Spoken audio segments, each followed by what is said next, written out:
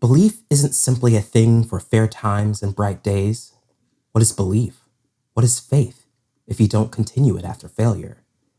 Anyone can believe in someone or something that always succeeds, but failure, now that is hard to believe in, certainly and truly.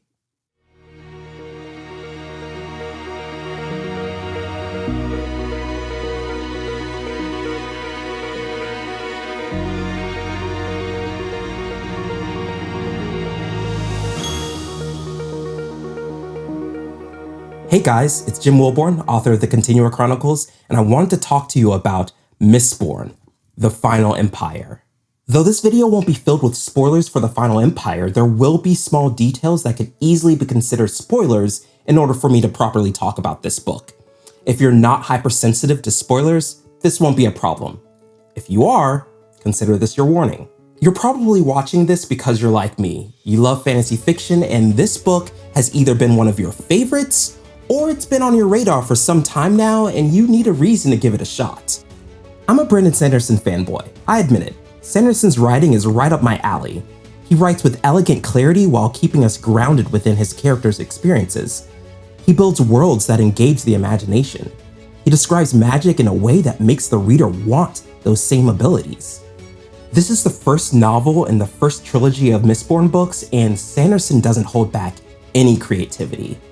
The Final Empire is a world dominated by a Dark Lord, the Lord Ruler, an immortal who has controlled the world for far longer than anyone alive can truly account for. In his rise to power, there were some who refused to support the Lord Ruler, so when he came to power, he punished those who opposed him, creating a broadly two-tier class system, the nobles and the Ska. The Ska are primarily laborers in this world, slaving away on plantations or mines while the nobles reap the benefits of the underclass's labor. And to many of the nobles, the Ska aren't even people, which, I don't know, sounds kind of familiar. Honestly, I love the world building here. From the culture to the primal fear of the mists that haunt the night, to the ash that falls from the sky as if the world itself is on fire. It's a world that compels the imagination and conjures evocative imagery. The story primarily follows Vin, a street rat who is given the chance of a lifetime to help a revolutionary and his band of thieves topple this oppressive empire. Vin is smart, dangerous, and a joy to read. Her experiences have led her to be deeply untrusting, relying on herself to survive her dystopian nightmare. Even after agreeing to work with Kelsier's crew, she spies on him as well as anyone else she's tempted to place her trust into. It's a very relatable impulse. Even I can admit to Googling someone I've just met to soothe the fear of betrayal. This level of paranoia is built on a foundation of abandonment. Vin feels that everyone important in her life has abandoned her. Her father, her mother, who almost killed her, and even Reen, who physically and emotionally abused her, constantly reinforcing that no one can be trusted. Vin's ability to fade away from notice and the weaponization of paranoia are the only tools of survival she has been given. We're also introduced to several other characters with distinct and fantastic personalities. While other writers might struggle to balance a cast of this size, Sanderson handles it with deft aptitude. And the character I appreciated most was Kelsier. Attacking a provincial lord in his manor house, surrounded by guards. Honestly, Kel, I'd nearly forgotten how foolhardy you can be. Foolhardy? Kelsier asked with a laugh. That was hardly foolhardy. That was just a small diversion.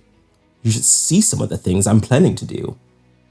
Dockson stood for a moment, then he laughed too. By the Lord Ruler, it's good to have you back, Kel. I'm afraid I've grown rather boring during the last few years. We'll fix that, Kelsier promised. The legendary survivor with Hathsin, Kelsier, the Mistborn, is a complicated character. His incredibly ambitious goal to liberate the world from the Lord Ruler's oppression is admirable and leads him to be a fantastic mentor for Vin. But there's more to him than just altruism. He thinks highly of himself. The man wants to be a legend. It's a self-centered desire that is incredibly human and flawed. But I easily excuse these less than desirable personality traits because he redirects that desire to uplift his people. It's almost a Du Boisian approach to racial uplift via personal success. It's not a direct parallel to early 20th century thought leaders of racial equality, but it deepens Kelsier as an individual in a way that makes him fantastically three-dimensional. Perhaps what struck me most was that the action scenes in this story are surprisingly compelling. In the hands of a less capable author, the action scenes could have easily become boring, a burden to the pacing that prompts the reader to skim ahead. Sanderson describes his fight scenes with allure, holding you arrested on the edge of your reading nook. And the novel's magic system is put to good use in both the plot and the action. Based on the consumption and metabolization of metal alloys, an allomancer is granted a certain magical ability, and each metal has its pair. Steel and iron are push and pull metals, bronze helps you scope out allomancers while copper can help you hide, and so on. A lucky few allomancers are born with the ability to metabolize all viable alloys. These allomancers are called Mistborn. Both Vin and Kelsier fall into this category. There's also the system of ferrochemy, which allows you to store certain abilities for later use, but I don't want to dump too much on you. It's all very well explained in the narrative. But you can't kill me, Lord Tyrant. I represent the one thing you've never been able to kill. No matter how hard you try, I am hope. The beating heart of the novel is Vin's journey of self-discovery and her acceptance of hope for herself and for the future. For years, she's only seen herself as a street rat who can't trust anyone but herself and her late brother. But when she joins Kelsier's band of misfits, she's forced to reevaluate whether or not she can place her trust in someone else, if it's worth the risk to build friendships, to stand up for what's right, to fall in love. Vin's story straddles the line between adult and YA fiction. While this book can be found in the general science fiction and fantasy section, a younger reader could read this story without the worry of inappropriate content. It's a perfect novel to give a 12 or 13-year-old to introduce them to epic fantasy storytelling. The one flaw with this story is that I figured out the solution to the ending before I should have. I've asked around and it doesn't seem like this is common.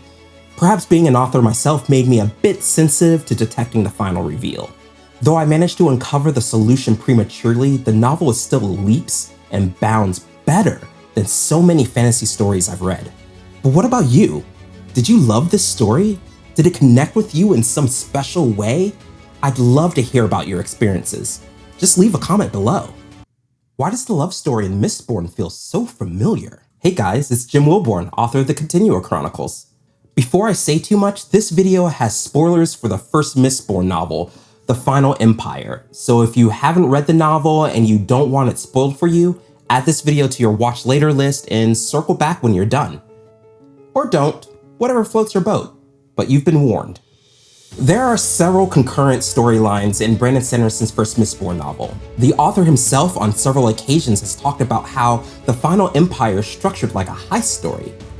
But drifting along with epic displays of allomantic magic and society-shaking plot to overthrow the Lord Rue's regime is a fantastic love story.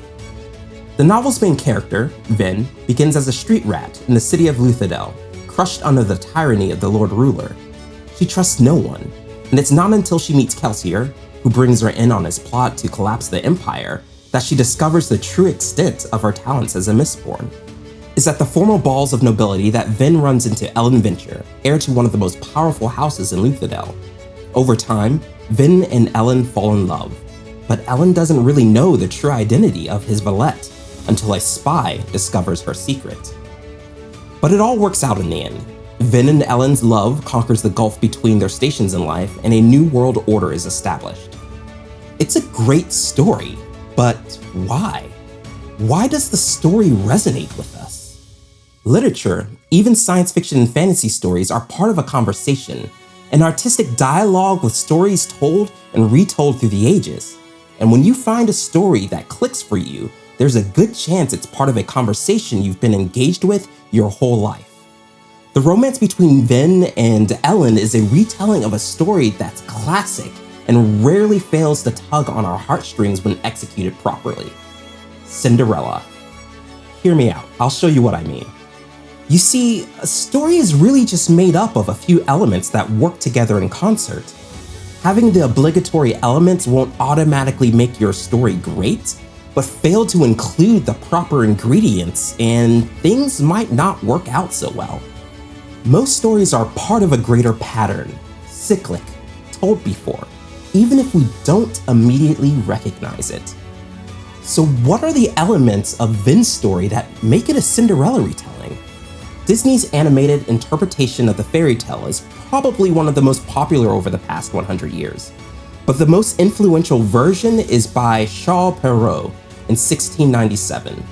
My French is awful, I can't even say the guy's name right, so I'm gonna go ahead and drop the title of this version right here so you can find it yourself if you're curious. This version gave us some of the elements that we're most familiar with today, like the fairy godmother, the pumpkin carriage, and the glass slipper.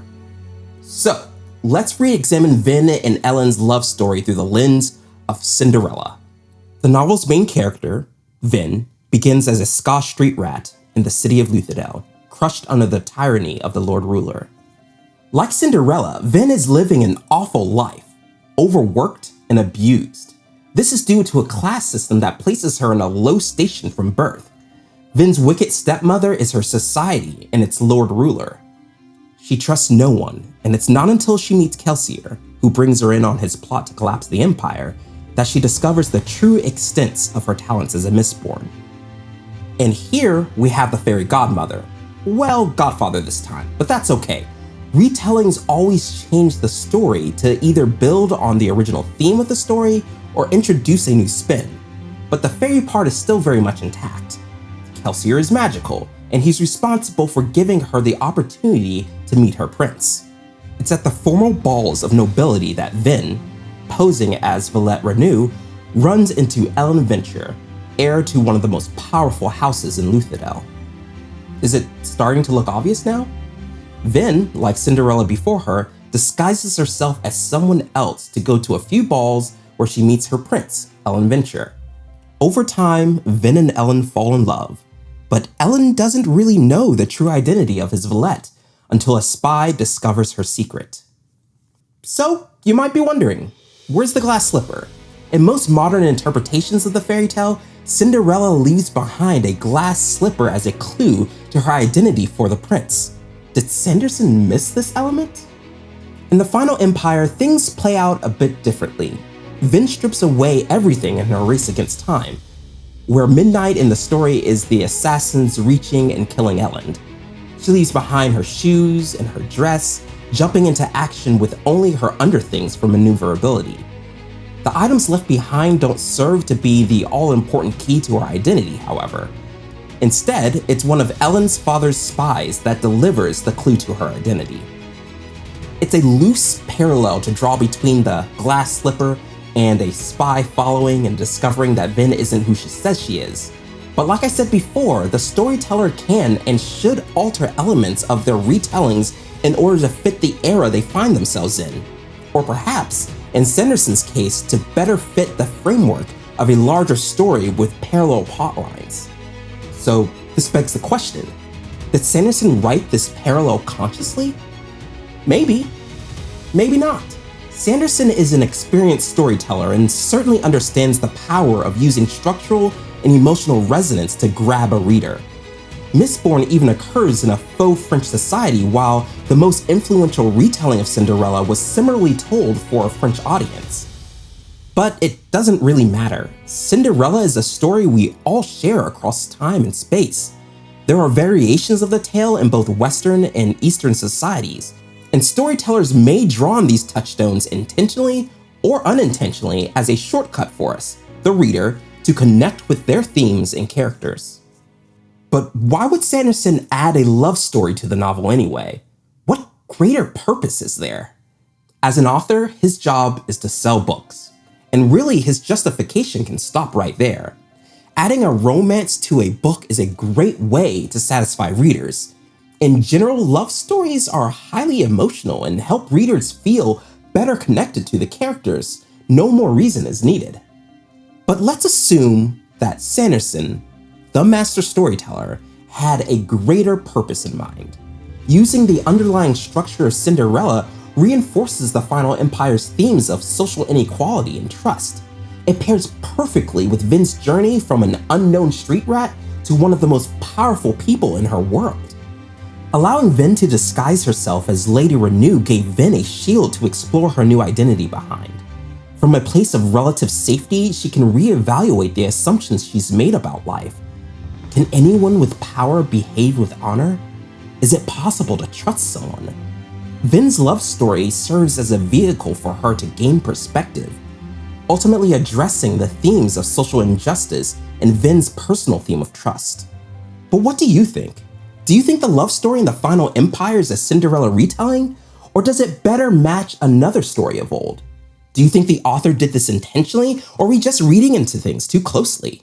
Let me know in the comments. I'd love to know what you think and discuss it further with you. I wasn't afraid of the mist like the ska.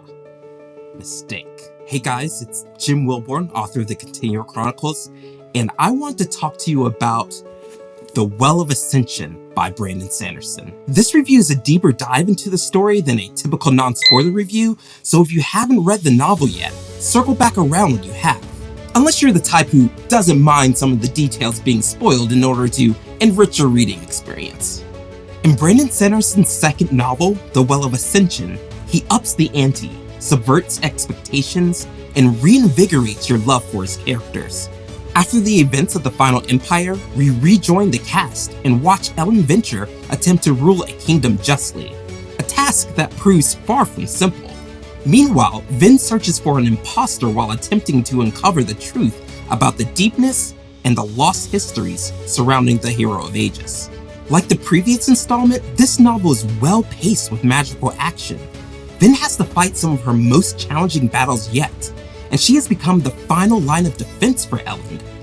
The Final Empire lightly touches on political intrigue, but The Well of Ascension leans in, challenging the characters and the reader to consider what true leadership looks like. I found myself drawn deeper into the lure and magic of this world. When the first novel ended, I thought I'd learned most of what I needed to know about Allomancy and Ferrochemy. I knew the powers, I knew the limits, I knew the lore. Again, mistake. Sanderson digs deeper and finds new ways to use the magic systems.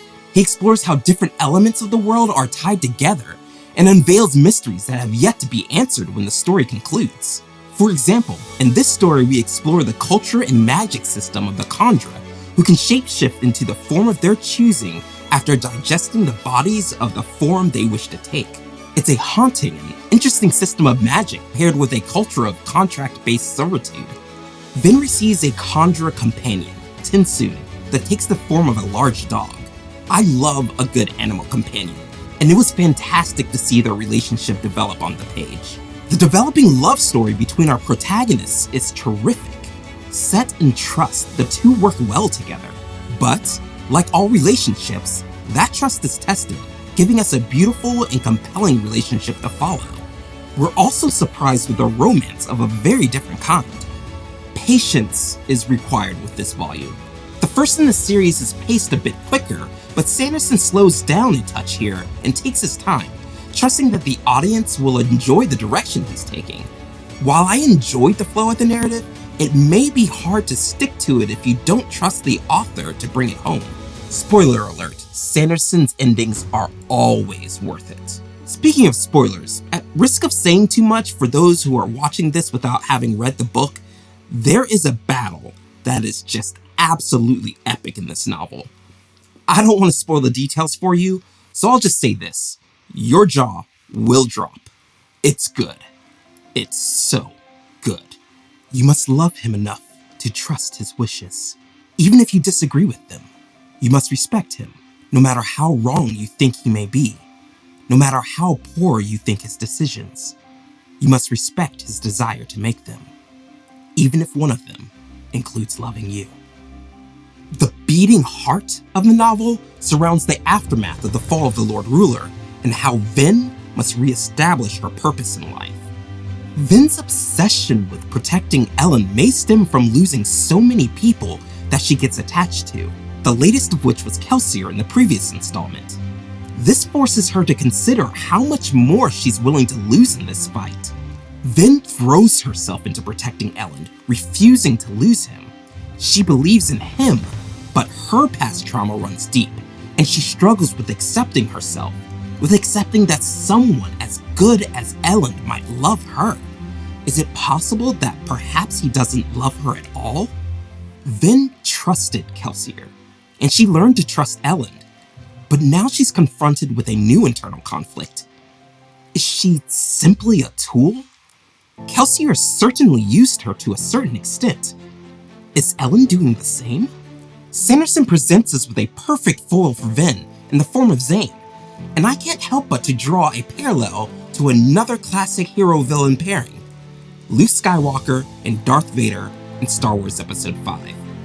Follow me down this path for a moment. In Star Wars, The Empire Strikes Back, both Luke and Vader have similar abilities, though one has a big advantage in having more experience. We also learn about Emperor Palpatine and how Vader is actually a villain that bows to a bigger antagonistic force. We also see how Luke finds himself in a conflict with his loyalty to his friends and a larger game of chess that his mentors, Obi-Wan and Yoda, are playing. During the course of the film, Vader tempts Luke to the dark side, delivering some of the most memorable dialogue in all of cinema history. Now let's look at the Well of Ascension. Zane and Vin are both Mistborn, though Zane has a large ATM advantage over Vin. To a large extent, both of them are tools of men with political power, and in the Well of Ascension, Zane presents Vin with a compelling temptation to join his dark path. The stories don't line up enough for the Well of Ascension to be considered a retelling, but Sanderson's use of similar character archetypes and plotlines makes for some excellent resonance, especially since he chooses to bring some of the underlying themes of Episode 5 to the forefront of the second Mistborn novel, shifting our focus so that we can muse on a different set of values. What's even more well-crafted is how Vin and Ellen appear to save each other from their respective temptations. While Vin is tempted by Zane to join him in establishing a new life, playing off Vin's instincts that perhaps she shouldn't be with the man she loves, Ellen's approach to ethical governance is also constantly tested. But their love for one another is their saving grace. And it's not the love conquers all trope you might expect.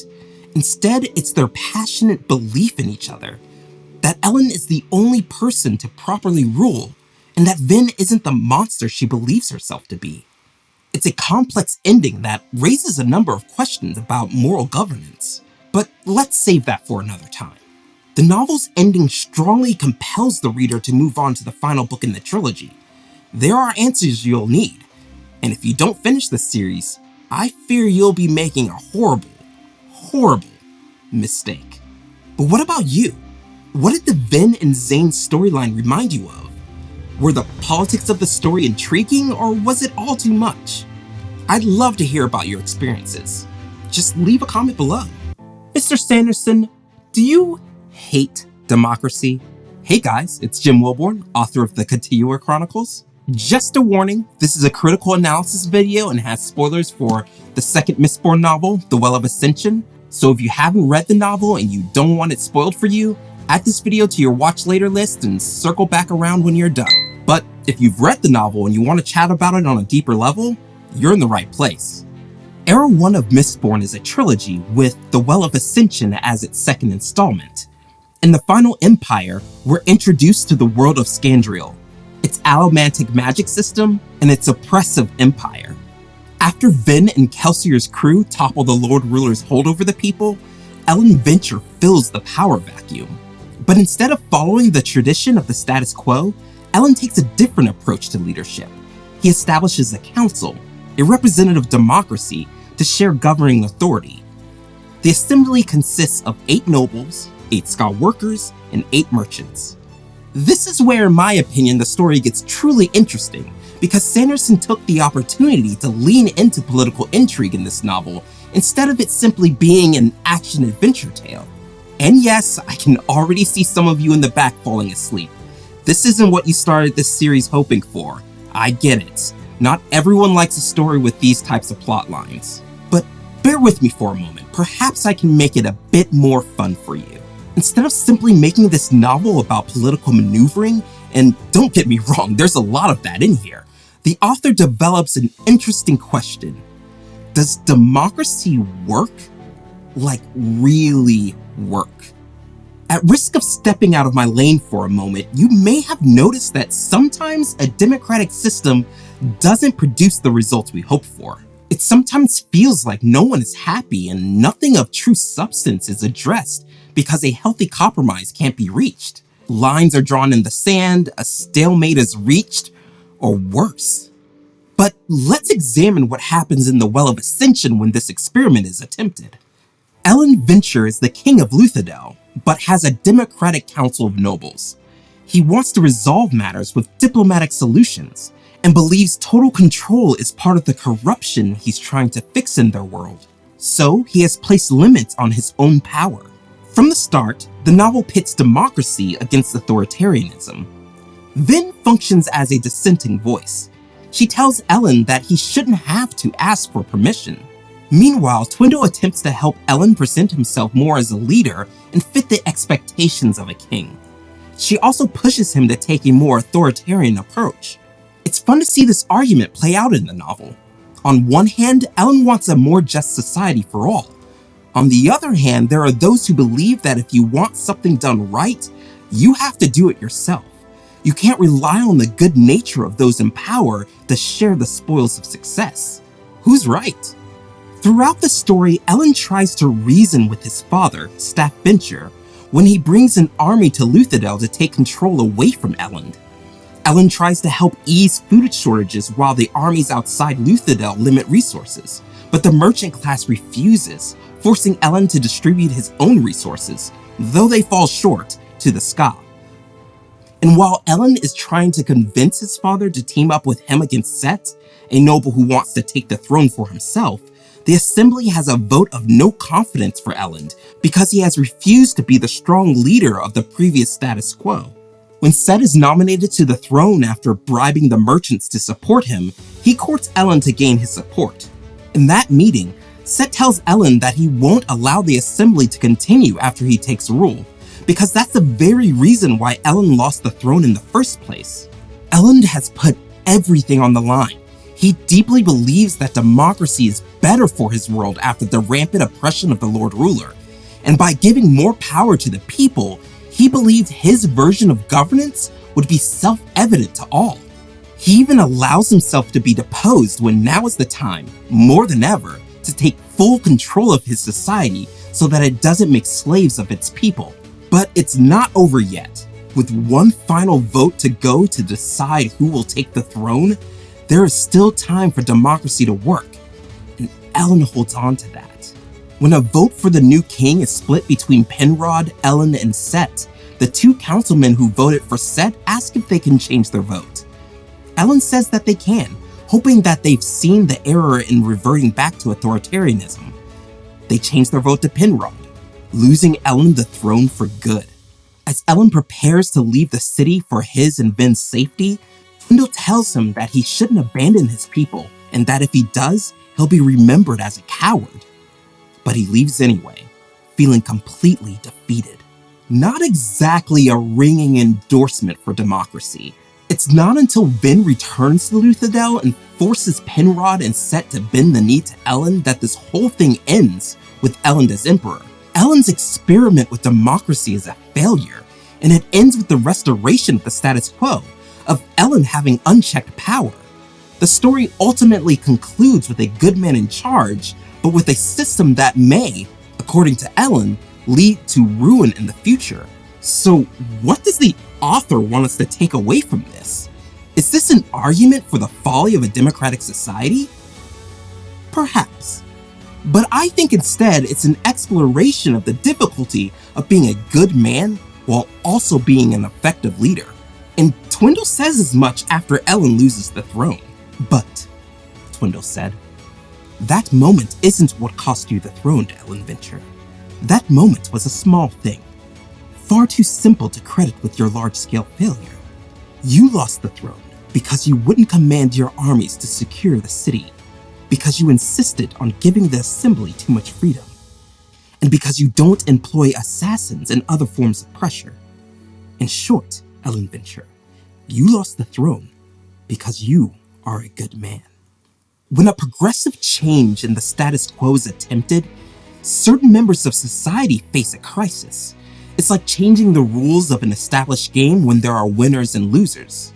The winners are unlikely to change the rules because it's a system in which they're secure and invested. The losers are often more likely to want to change the rules, but even they may not want to change the rules, even when the change is ultimately in their favor. We saw this play out in the Well of Ascension when Ellen loses his throne. While most Ska sided with Ellen, the nobles and merchants sided with the two contenders who wouldn't tip the balance of power. And when Ellen asks Twindle how great men have handled the situation in the past, Twindle tells Ellen that they wouldn't have found themselves in this situation because they wouldn't have lost their titles in the first place.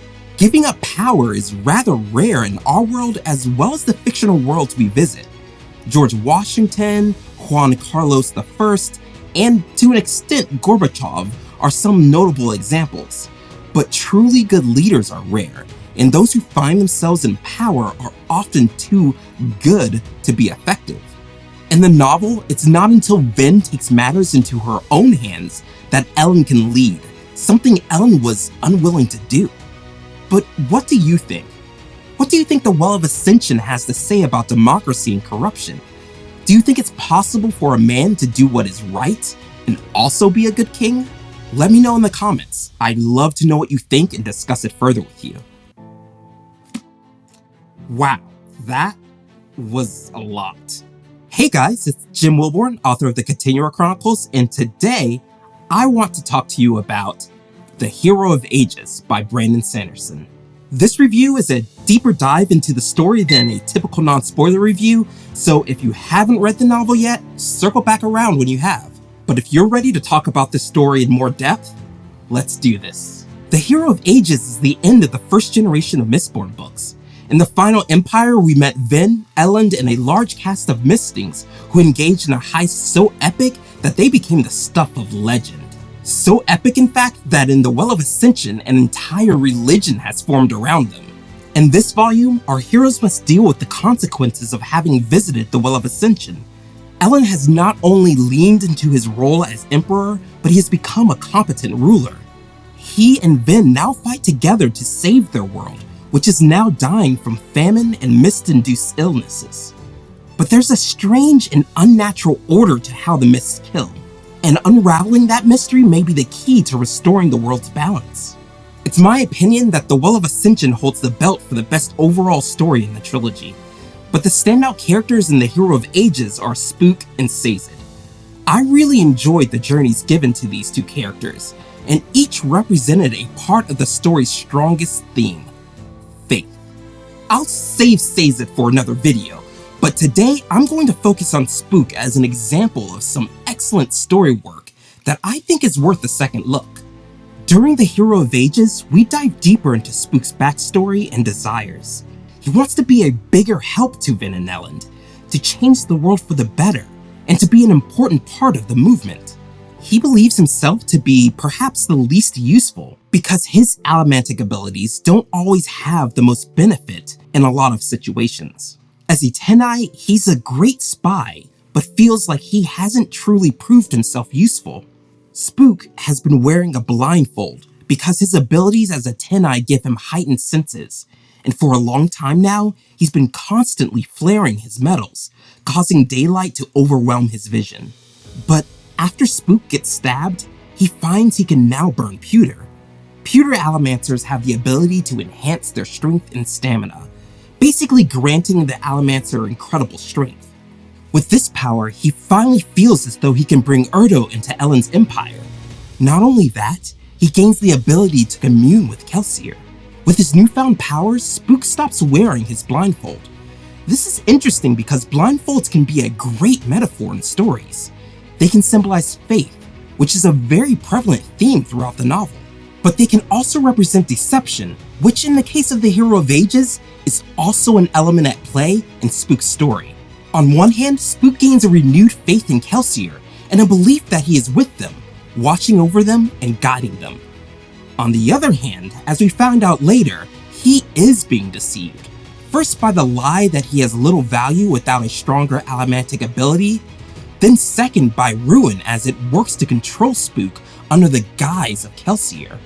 Ultimately, Spook gives up his ability with Pewter to rid himself of Ruin and its deception. But he still acts heroically, sacrificing his safety to save the city and proving that he was enough. This isn't your typical saved by the power of hope's story that can so easily become trite in its repetition. Sanderson approaches the theme of faith with intellectual rigor. Without stories like Spook's, the book may have collapsed under the weight of its heavy plot, failing to elicit a true feeling of emotional catharsis that could easily be overshadowed by its many intellectual puzzles.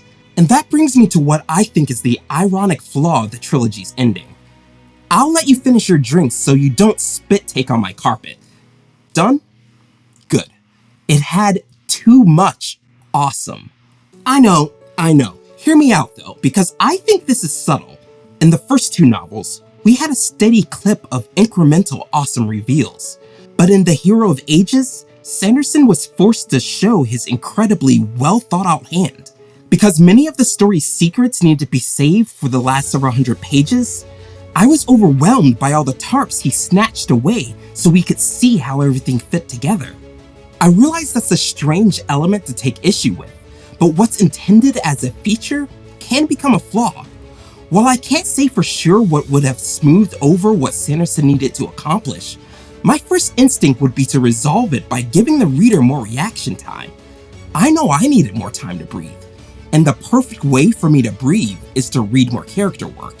But that could have inflated the story into 4 or 5 volumes instead of the conservative and marketable 3, so there's a good argument that Sanderson made the right call with his pacing. Aside from a preference for digestion time, this story checked my boxes, and though it wasn't the exact pacing I expected or wanted, it finished the work and delivered an ending appropriate for the novel's theme as it fits into the larger context of the trilogy. And that is arguably far more important than conforming to this reader's minor complaint. But what about you? Did you enjoy how Era 1 of Mistborn wrapped up? Who did you think were the story's standout characters? And how did they add to the story's composition? I'd love to hear about your experiences. Just leave a comment below. What is the point of faith in a hopeless world? Hey guys, it's Jim Wilbourne, author of the Continual Chronicles, and today I wanted to talk to you about The Hero of Ages by Brandon Sanderson. This video is analysis and has spoilers for the third Mistborn novel, The Hero of Ages, so if you haven't read the novel and you don't want it spoiled for you, add this video to your watch later list and circle back around when you're done. But if you've read the novel and you want to chat about it on the deeper level, this video is for you. In the final book of Era 1 of Mistborn, Brandon Sanderson wraps up the trilogy with a thrilling ride of reveals and character growth. As the rebels struggle to piece their world back together after the fall of the Lord Ruler, they learn the true consequences of what a world without the regime really means. Their actions come with unintended consequences, and the road to victory is hard won. It's a fantastic finale, but there's an element of the story that really stands out to me as its true gem of narrative beauty. Sazed's story. During the first 2 novels, Sazed is primarily a side character, functioning as a mentor and a well of information because of his metal mines. As a terraceman, he spent his life studying and protecting the lost cultures of the people in his world. But as the series draws to a close, Sazed suffers from a crisis of faith when the woman he loves dies. It's not unnatural for the loss of someone held dear to push a person into searching for something to bring comfort, some sort of truth to alleviate the burden of a heavy heart. Moreover, as Ellen Venture's chief ambassador, he finds that he can't properly lead without faith, without a belief in something. In his search for meaning, Sazed has lost his identity. He's even discarded his metal mines, his most valuable possession, and his previous reason for being. But after losing someone so close to him, so precious, everything seems meaningless. In Sazed's search, he finds little that might explain the reasons behind the pain and suffering he observes in the world. Every religion he sifts through is either contradictory or hypocritical, or both. Sazed struggles with the cognitive dissonance of faith, truth, and logic. He concludes that everything that he and the other keepers have done has no value, that people don't even care. At one point, he says to Breeze, "This is not an era for scholars and philosophers. Scholars and philosophers do not help feed starving children." Sazed refuses to wear his metal minds because he believes that to do so would be hypocritical, one of the primary reasons he's having trouble finding a religion that stands the test of reason. When Sazed meets Quillian, he tries to warn the man of danger, but Quillian rejects the warnings because he believes in the survivor. He continues on, fearless, because he has something to believe in. Even Spook, another character experiencing his own powerful story, tells Sazed that he has faith that Kelsier is with them, watching over them. And when Sazed has doubts about whether or not their plans will work, Spook tells him that he does have doubts, but that's the purpose of faith. Sanderson uses Breeze and Spook as reflection characters for Sazed. A reflection character is a character whose purpose is to motivate the protagonist in his journey of change. Breeze is a fun choice since Sazed served the same purpose for Breeze once in the past. "Faith," Spook said, "means it doesn't matter what happens. You can trust that somebody is watching. Trust that somebody will make it all right. It means that there will always be a way." Slowly, Sazed comes to understand that he needs faith to continue and reviews every religion he has preserved for one that satisfies his criteria. But when he finishes, he finds that every single one fails his tests. They all fail to prove their validity. This leads him to a deeper question. How does one rationalize belief without proof? To Sazed, it would seem that it's better to not believe in anything, because belief would mean that his faith would fail him. Maybe it's better to believe that all that is wrong with the world is up to chance, rather than the failings of a higher power. Depending on you, the reader, this can either be reassuring or terribly bleak.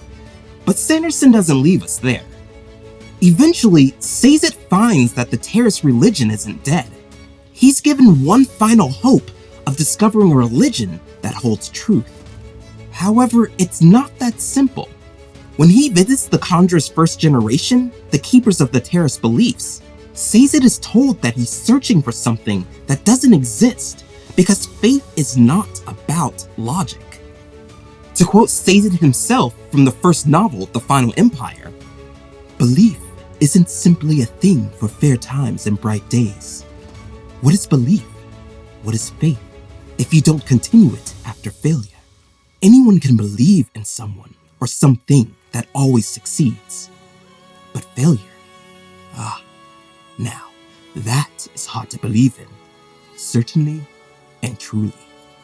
When Tyndall died, Sazed wanted so desperately to find solace in what he knew, something that would rekindle his will to go on, to fight, to live. He knew that faith, often faith in religion, is what people lean on for that inner fire, and he knew many religions. It seems simple, just find one that works for you and what you know. But that also seems to be where he failed, because the solace and hope that comes from faith doesn't spring forth from what you know. It comes from what you don't. All around him, Sazed saw a situation with no known solution. Because of that, he was logically bound to assume that the situation that faced Ellen, Vin, and himself was hopeless. But to experience hope, you not only need a desired outcome, but you also need to believe that outcome is possible. In The Hero of Ages, through Sazed's story, and really the other characters too, Brandon Sanderson wanted to explore how faith and hope are important and powerful forces when the world is darkest. Faith doesn't mean you don't have to fight on because things will be okay. Faith is the reason to fight, so that things will be okay. But what do you think? What do you think The Hero of Ages has to say about hope, faith, and logic? Do you think that faith has a role to play in our lives, or do you think it's a flawed human construct? Let me know in the comments. I'd love to know what you think and discuss it further with you. Hey guys, it's Jim Wilbourne, author of the Continuer Chronicles. We're holding office hours. I'm going to read some of your comments about our discussion about the Era 1 Mistborn trilogy. Let's start with the Final Empire review comments. The Final Empire was my introduction to epic fantasy. It was the first epic fantasy book I read. I'm grateful that I read it. It introduced me to so many books. Which era of Mistborn do you enjoy reading more? I think The Final Empire is an excellent introduction to epic fantasy. It sets the bar pretty high in certain aspects, and it'll immediately give you a great touchstone for a lot of fantasy readers all around the world. I'm of the opinion that there's no such thing as prerequisite reading to call yourself an epic fantasy fan or reader, but I think the Mistborn trilogy might become one of those series that some people might use as a litmus test for how well versed you are in the genre. It's silly, but people will do it. And I haven't finished Era 2 yet, so I can't say which is my favorite. If you want me to do some analysis of Era 2, let me know in the comments, guys, and I'll definitely consider it for the future. What an excellent review, and heck yes, Kelsier is an incredible character. Also, I personally read this when I was 16 years old, and I can definitely agree that this was an amazing introduction to epic fantasy. I haven't looked back since. Loved hearing your thoughts. Thank you, and I love hearing your thoughts as well. Kelsier is absolutely fascinating to me. Wait, this is probably a good time to say that this whole video has spoilers for the entire trilogy. So yeah, let me give you a second to click away. Okay, spoilers. When Kelsier sacrificed himself, it hit me in the gut hard. I just didn't see it coming at all, and I loved it. I love that Sanderson made me fall in love with this guy and then pulls him away from me. I love that Kelsier was a man motivated by reasons both selfish and altruistic. It made it so believable that he could come to his end in the way that he did, instead of trying to find a way to avoid this outcome. It also allowed the story to do the Obi-Wan Kenobi thing from Star Wars and let the Master be pulled away from the protagonist so that she could grow into the person she needed to be. That's a big convention for fantasy stories, and even though it happens a lot, I didn't call it happening right then and there. Surprising, yet inevitable. That's what storytellers should strive for. So, I didn't think I needed another review of Mistborn. I kinda thought Sanderson, yada yada, Mistborn, yada yada. However, I really enjoyed this review, and it made me want to pick it up again. Very well done on the video. I liked the mixed media with the art and the talking. Soundtrack was good. Top notch. Wow, thank you. I appreciate that you guys like this approach. I'm trying to improve slowly as I go, and hopefully I can keep delivering. But the whole mixed media approach might get really tricky for a lot of other books and series. Sanderson happens to be one of those authors that's hugely popular right now, and there are gobs of fan arts floating about. But some other stories, especially stories from indie authors, just don't have that benefit. It's sad, really. I want everyone to have fan art. So if you have any thoughts on how you'd like me to approach videos for books that don't have a lot of fan art for them, let me know in the comments. It's definitely something I'm trying to figure out. Okay, let's look at what you had to say about the video for The Final Empire, A Cinderella Story. I love videos like this. Interesting take on it, connecting it to Cinderella. I always thought Sanderson, was drawing on inspiration from My Fair Lady in some parts. Of course, all these stories bleed into each other thematically. Echoing that, I also got this comment. I think Sanderson described it as My Fair Lady with a heist. And also this. I see a bit of Pygmalion in Vin's transformation. I believe I also recall Sanderson saying this. It may have been in one of his courses he's made available on YouTube or on Writing Excuses. If you're not familiar with it, My Fair Lady is a musical set in early 1900s London about a girl who is taught by a professor to be a refined lady. It focuses a lot on how Eliza learns to speak proper English so that she can pass as a cultured member of high society. Much like Vin, as Eliza learns and evolves, she begins to question her place in the social hierarchy. While Eliza's story has a stronger focus on the nature of language and how people communicate, it's a really strong parallel with Vin's story in Mistborn. Also, Pygmalion is almost exactly the same as My Fair Lady, as the latter is an adaptation of the former, so they have the same basic plot and characters. I wouldn't presume to argue with Sanderson about how he constructed his own story, so if he says it's My Fair Lady with a heist, I'm inclined to say he's correct. However, I don't think that negates my reading of the story, as both My Fair Lady and Cinderella have strong structural and thematic resonance with the Final Empire. And that's the fun thing about stories. They're all related and intertwined, in constant conversation with each other, allowing the reader to see what they will within it. Which reminds me, I should really do a video on Death of the Author soon, because it's usually the approach I take in literary analysis, and may be the reason I neglected to mention My Fair Lady in my original analysis. Good eye, guys. You guys are smart. Let's look at the Well of Ascension now.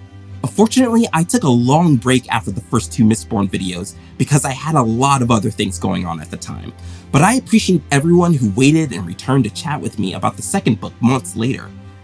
I do love their love story. I like the nod to Sazed and Tindwell's love story too. I know the Well of Ascension gets flack for not being as strong as the other two, but it's still very solid.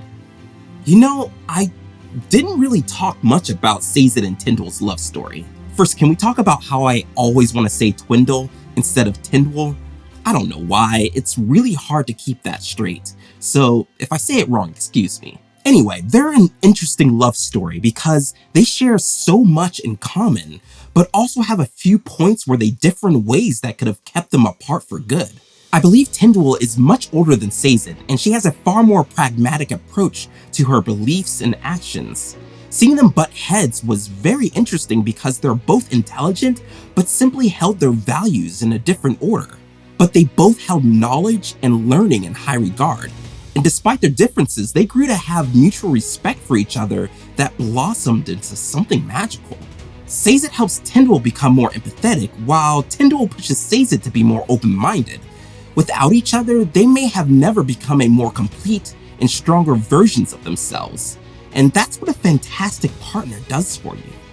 Most people like this book less than the first or the third, I think, because they love action and because of that became impatient as readers. Which is fine, but I love character-driven plots. I love lore, political intrigue, the craft of a good plan or treason, and everything descriptive. The only thing I ask of a book like that is a regular pace, a balanced rhythm. And this book has it. Gives me all the info, but also paces it accordingly. Not all writers are capable of that. The Well of Ascension was, in my opinion, the best of the three. Amazing review, Jim. And yes, I agree, this series has to be binge-read. Thanks, I'm glad you liked the review. It's not entirely unfair to say that the first book established a certain expectation that the second book didn't exactly pay off. For many of us, each book sets up its own expectations. But often when a book is part of a series, there may be some promises established by previous books in the series that a reader might expect to see fulfilled. I personally feel like the Well of Ascension managed to deliver on many of the promises established by the Final Empire, but the first novel didn't really give us the impression that the second book would take such a strong pivot into political intrigue. The signs were there. Sanderson gave us a character like Elend who is very much characterized by his interest in political theory, but he was hardly a main character in the first book, so some of us might not have expected his story to have taken so much of the stage. But in general, I agree with you that the story is well paced considering the kind of story that it attempts. Subverting expectations is a term I've come to loathe because it's been used badly by some legit hacks and bad creative. Cough, cough, Ryan Johnson, cough, cough. But used right, it can truly bring about some amazing stories told. Yeah, maybe I shouldn't have used that phrase. It's overused, misused, and abused. Part of the subversion, I think, has to do with what we just talked about regarding the direction of the plot. Diving headlong into a plot with a lot of political maneuvering isn't exactly what everyone might expect. The plotline wasn't poorly executed, but may not be expected. On top of that, the story takes a few twists that I didn't see coming. Sanderson didn't back down from the consequences of what might be a realistic result of Elend's actions, which actually perfectly segues into the second Well of Ascension video about democracy. I loved this aspect of the Well of Ascension. Elend's egalitarian view of his kingdom is tempered by the fact that his other half is the muscle. Loved your analysis of the systems and how it intertwined with Elend's development of character. Great stuff, Jim. I think this is one of the more interesting dichotomies in the novel, and really, now that you mention it, something I neglected to address. Vin, the muscle, Elend the egalitarian. It reinforces the contrasting arguments made by Sazed and Tyndall in the novel. Vin, the one who has a hard time trusting anyone. Elend, the one who puts all his faith in the people to believe in a system that empowers them. Vin, the one with magical power and isn't afraid to use it. Elend, the one with political power but is reluctant to wield it. The spectrum is so well drawn. What's even more interesting, again, spoilers, is how Elend's transformation at the end of the novel into a Mistborn functions as an excellent metaphor for his elevation to being an emperor with far more power than he intended to have. I don't know if Sanderson did that on purpose, but let's pretend like he did because it's a lot more fun that way.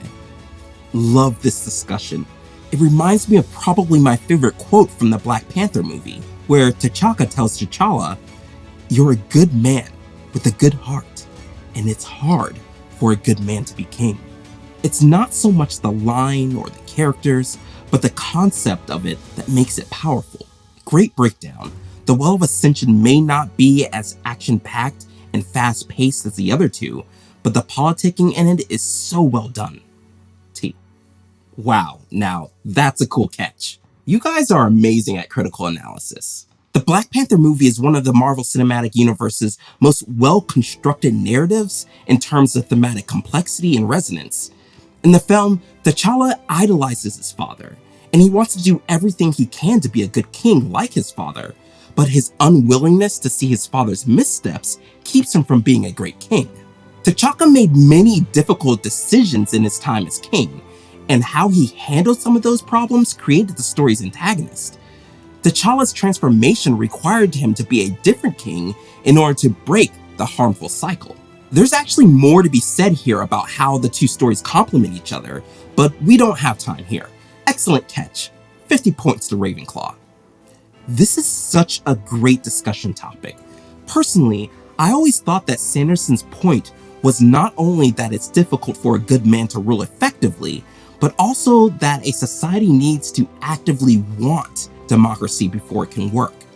Elend does a great thing by trying out democratic rule, but there are very few people who actually want democracy because they're all so used to having an authoritarian figure, and political theory is a pretty esoteric topic after thousands of years of rule by the Lord Ruler.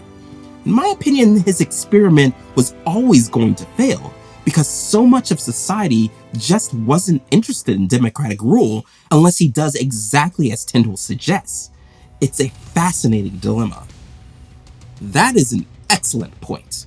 I know some people have strong feelings about this author and his work, but it's interesting to note that Terry Goodkind's novel, Soul of the Fire, also touches on this idea.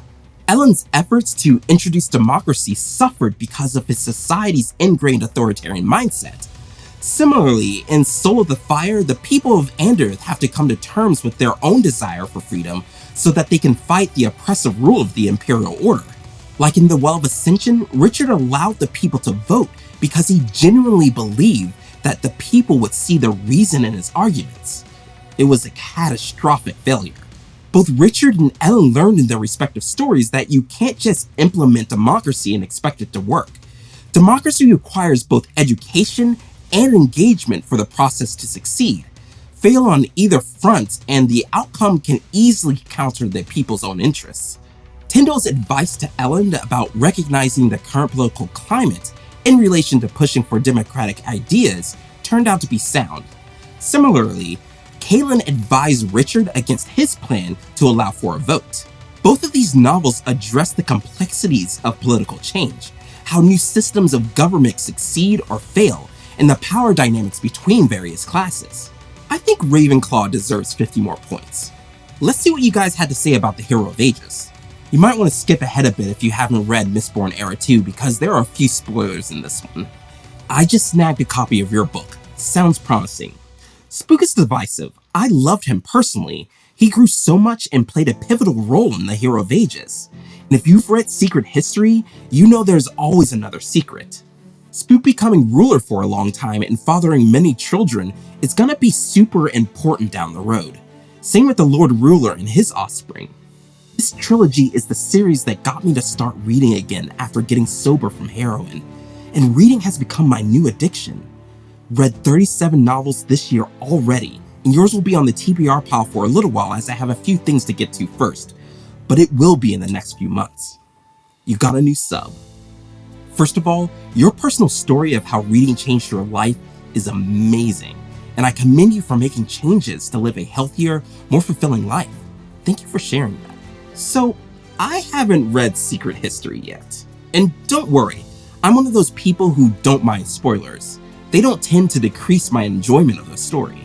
Maybe I'll do a video on that at some point. I also didn't realize Spook was a divisive character, but I do hope my video helped some people appreciate him a bit more.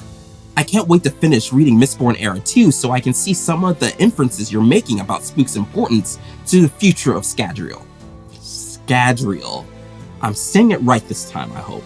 I think I pronounced it Scandriel in previous videos. Oh, and thank you so much for picking up my book. I very much hope you enjoy it. Commenting for the algorithm because I enjoy your videos. Thanks. No, thank you. By the way, if you guys know anyone who would like my videos, please share them with that person. You know, after you like the video and leave a comment, let's all have some brilliant and civil chats about stories we love. Spook in this book goes from a lovable but a bit dorky character to one of the best characters in fantasy. His storyline is absolutely incredible. I agree with you with the too awesome ending. I love it and I love all the reveals, but a bit more time to breathe and take it all in could have been extremely beneficial. Great discussion, T. I gotta say, Tony, you're putting yourself at risk by agreeing with me here. It's not exactly a popular opinion. I mean, who hates awesome and admits to it? I think this is a big preference thing for me. Maybe I just want to live in the story longer, so I dislike that it started moving so fast. Maybe I'm a little too slow to keep up with all of Sanderson's storytelling. Perhaps that's something I need to look deep inside and answer for myself. And I'm not alone in that because Sazed had to do the same thing in The Hero of Ages. Let's see what you had to say about that. Amazing video. Sazed's journey hit me hard when I read it. It makes me doubt my own fate in a way. Yet, the ending furthers my fate in another way. It's an amazing and interesting exploration of fate and hope Sanderson does. It's a mark of skill when an author can draw a character so compelling that you feel strongly connected to them. Sanderson gives us a deep and complex portrait of Sazed's inner life, of his doubts and cognitive dissonance, and we naturally empathize with that. I hope it helps you with your own personal journey. Life can be full of similar struggles with fate and meaning, and it's essential that we grapple with our demons if we want to blossom into our best selves. Sazed had an interesting U-shaped character arc. He starts off as a kind of proselytizing utilitarian universalist, valuing all belief systems simultaneously, but then having a dark night of the soul, desperately searching for something to believe, and in the end, ironically, becoming divine himself. Sazed exemplifies Brandon Sanderson's writing philosophy of promise, progress, and payoff.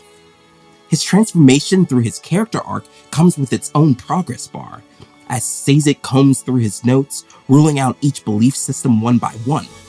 Only when stripped of them all does he transcend, and again, find some value in each one again, only in ways he had not considered before. In reading Mistborn Era 2, it seems Sazed's journey is not over. Even Divine, he faces threats and limitations, and even failings. I do wonder how Era 3 will wrap up his story. Also, I wonder if Era 3 will pit Kelsier as an antagonist against his former friend. It's wild how Sazed's journey is both a clear progression and at the same time appears to come full circle, the U-shaped arc you so astutely point out. Wow, there isn't much I can add to this one other than I have yet to complete Era 2, so I can't really comment on Sazed's influence over the events of that series. Perhaps when I finish it, we can have a chat about it. I think Ravenclaw is taking the House Cup this time. I had a lot of fun putting together these Mistborn videos for you, and you guys had so many thoughtful and intelligent comments to add to the discussion. This is why I wanted to make videos like this, to see where a deeper analysis of the material might bring us. I hope you enjoyed the journey. But what do you think? Do you have any additional thoughts about any of the previous videos about Mistborn Era 1? Are there any other books or series that you'd love to dive deeper on together? Let me know in the comments. I'd love to know what you think and discuss it further with you. If you'd like to support me and this channel outside of liking, subscribing, and hitting the notification bell, you can buy my book. If you enjoy epic fantasy stories, there's a good chance you'll enjoy mine as well. You can find a link in the description. Until next time, err on the side of awesome.